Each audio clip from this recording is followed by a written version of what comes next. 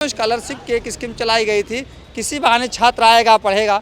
Scholarship तो भ्रष्टाचार की भेंट चढ़ गया है। शिक्षा को लेकर के तमाम सवाल खड़े कर दिए और वो डेटा लेकर के उतरे जिस डेटा ने सरकार पर ही सवाल खड़ा कर दिया। संजय सिंह ने एक बात कही कि शिक्षा शेरनी का वो दूध है जो पिएगा वो दहाड़ेगा। हाँ, तो शिक्षा से जो शिक्षा की दहाड़ है वो अलग दहाड़ है, मगर जो यहाँ पे एक के बदले एक जो बोतल फ्री दी गई थी वो जब पिएगा तो नाली में गिरेगा और अभद्र बातें करेगा। शिक्षा क्या खाक करेगा। वो चाहती है कि लोग अनपढ़ बने रहें ताकि मेरे नारे मोदी मोदी योगी योगी के नारे लगते रहें। शिक्षा के मानक और शिक्षा का टारगेट में अगर शिक्षा प्राप्त करने वाले बालकों का अगर क्षेत्र का अगर आवंटन नहीं हुआ तो उस शिक्षा ग्रहण करने का लाभ क्या होगा।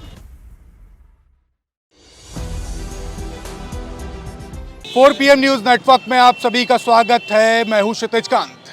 संसद भवन के सत्र में जो आवाज गूंजती है वो पूरे देश भर में चर्चा का विषय बनती है और आज सांसद संजय सिंह ने जो आवाज उठाई है शिक्षा को लेकर के वो कहीं ना कहीं अब सवाल खड़ा कर रही है मौजूदा सरकार पर।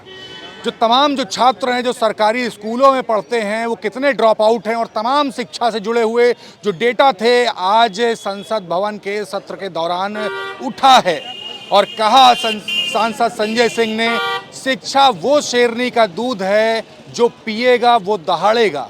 और ज़मीनी स्तर पर शिक्षा की क्या कुछ व्यवस्था है वो आप देख रहे हैं और तमाम जो एजुकेशन से जुड़े हुए जो तमाम मुद्दे हैं उस पर आप देख रहे हैं लगातार सवाल उठते रहे हैं और उसके बाद नौकरियों की क्या व्यवस्था ये भी आप जान रहे हैं। हम बात करेंगे आज जो मुद्दा संसद में सत्र के दौरान सांसद संजय सिंह ने उठाया उसको लेकर के एक ज़मीनी स्तर पर क्या कुछ माहौल है, धरातल की आवाज़ भी समझ लेते हैं। शिक्षा वो शेरनी का दूध है जो पिएगा वो दहाड़ेगा, आज संसद के सत्र के दौरान बोला खुद सांसद संजय सिंह ने। और दूसरी बात ये है कि तमाम वो डेटाज पे आज बात हो गई जिस पर अभी तक के चर्चा नहीं हुई थी और बड़ी बात ये कि कई ड्रॉप आउट्स हैं, ऐसे ड्रॉप आउट्स जिन्होंने एजुकेशन बीच में ही छोड़ दी। क्या बेरोजगारी का स्तर इस कदम बढ़ गया है कि अब ये सब स्थिति बनने लगी है? बेरोजगारी तो है ही है।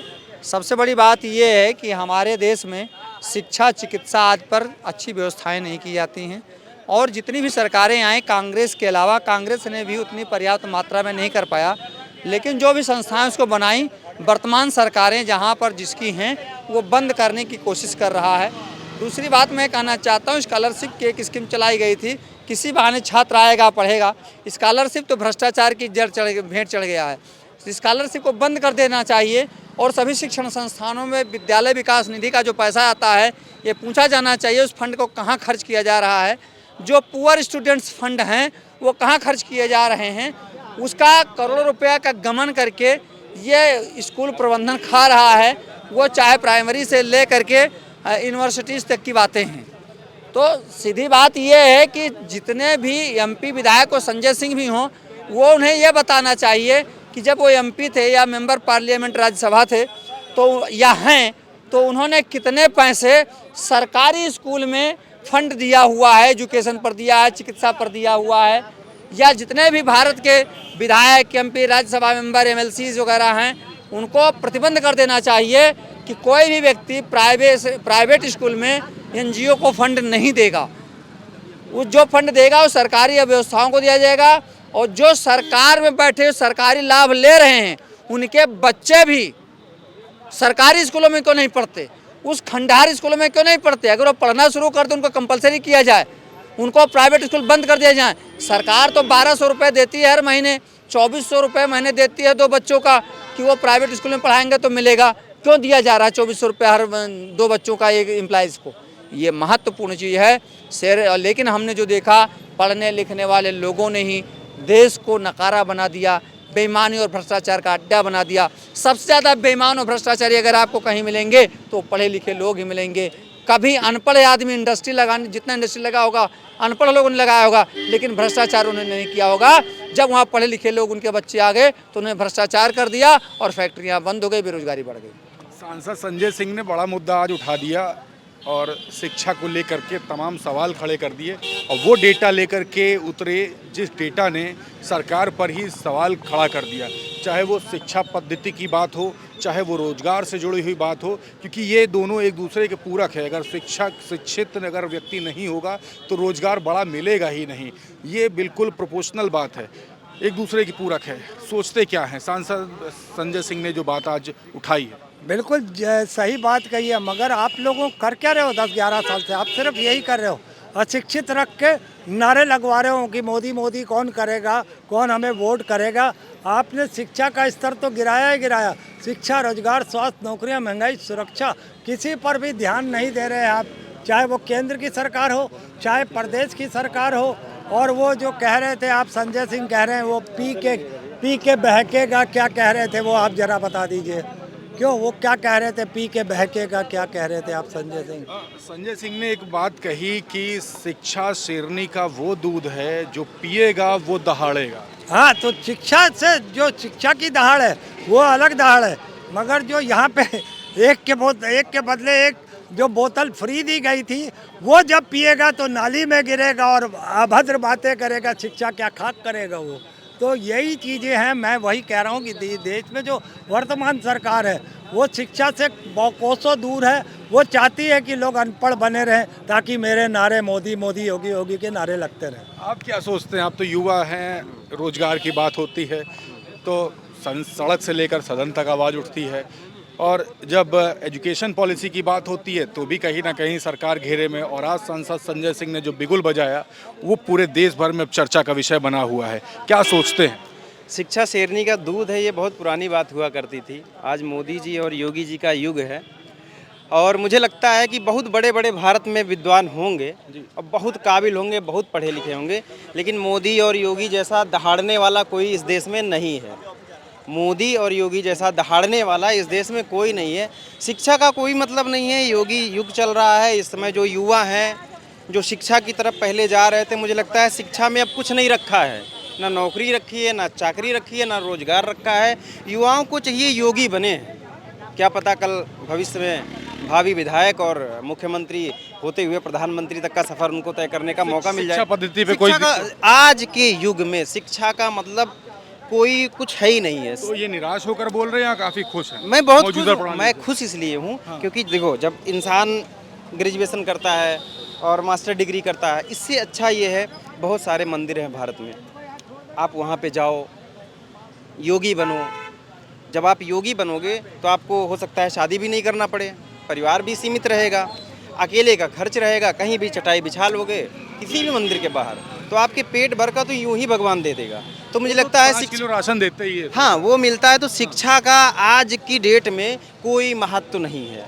और तो और अभी देखिए, बहुत बड़े बड़े बाबा हैं, बागेश्वर बाबा हैं, ऐसे तमाम बाबा हैं जो बीमारी वगैरह वैसे कैंसर वैंसर सब ठीक कर देते हैं। तो डॉक्टर भी बनने की ज़रूरत नहीं है और देश को चलाने के लिए डीएम आईएएस कुछ नहीं बनने। आप भाई आप देखिए मुख्यमंत्री जी का कितना ज्ञान, कितना पढ़े लिखे हैं और बढ़िया, बहुत अच्छी बातें कर रहे हैं। आपके साथी हताश हैं या मौजूदा सरकार की जो प्रणाली है उससे निराश हैं? क्या है ये? तो आज का युवा जो पढ़ाई कर रहा है, जो शिक्षा पद्धति से जुड़ा हुआ है या फिर रोजगार की तरफ लगातार तैयारी करके अग्रसर है, वो जानता है। लेकिन सांसद संजय सिंह ने आज सत्र के दौरान जो मुद्दा उठाया है, तमाम डेटा लेकर चले आए। तमाम छात्रों ने सरकारी स्कूलों में पढ़ाई के दौरान ही शिक्षा से अपने आप को किनारे कर लिया। बहुत डेटा था, रोजगार से रिलेटेड डेटा था और तमाम सवाल खड़े कर दिए मौजूदा सरकार पे। और एक बात पुरानी उन्होंने फिर से दोहराई, शिक्षा शेरनी का वो दूध है जो पिएगा वो दहाड़ेगा। लेकिन शिक्षा का स्तर कहीं ना कहीं जो है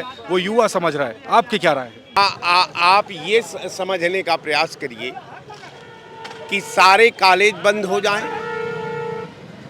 सारे लोग देश साधु हो जाए। अब हमको एक बात समझ में नहीं आती, आज हम लोगों का भी बहुत लंबा समय हुआ, लेकिन ऐसा वक्ता हमने नहीं देखा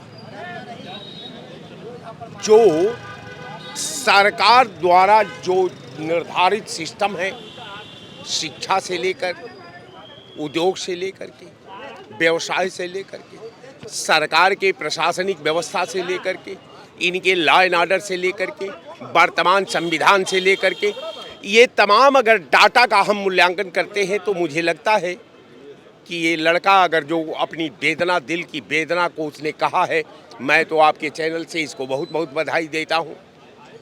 बहुत लोग जब पीड़ित होते हैं तो आप एक कोट लज्जा का आप देख लीजिए, तस्लीमा ने कोट किया था इस्लाम पर, और उसने कहा कि मैं इस्लाम की आक्रामक भावना की वेदना को अगर विश्व के पटल पर रख दूंगी तो ये जल कर राख हो जाएगा। ये मैं नहीं, तस्लीमा ने लिखा।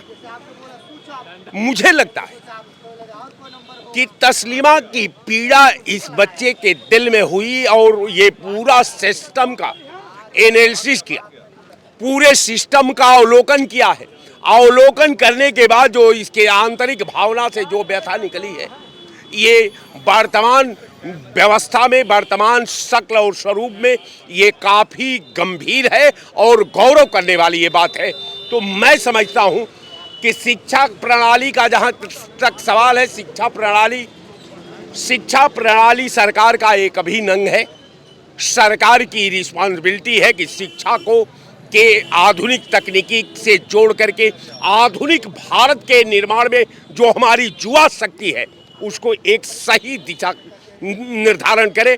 लेकिन एक शिक्षा सेक्रेटरी आईएएस होता है, उसमें सारे आईएएस आते हैं, तो ये सवाल तो खड़ा होता है ना कि जब जिस सरकारी व्यवस्था से आपके बच्चे शिक्षा ग्रहण नहीं करते, जिस संस्था से आप तनख्वाह लेते हो, जिस व्यवस्था में आप जिंदा हो, जिस व्यवस्था में आप अपना जीवन यापन कर रहे हो, तो हम समझते हैं कि उस व्यवस्था के कैडर और कैडर के पीछे जो समाज का सपना है उसको सुजोने में, उसके भूमिका पर अमल करने में और समाज को सही दिशा देने में प्रशासनिक व्यवस्था का तार तार हो चुका है।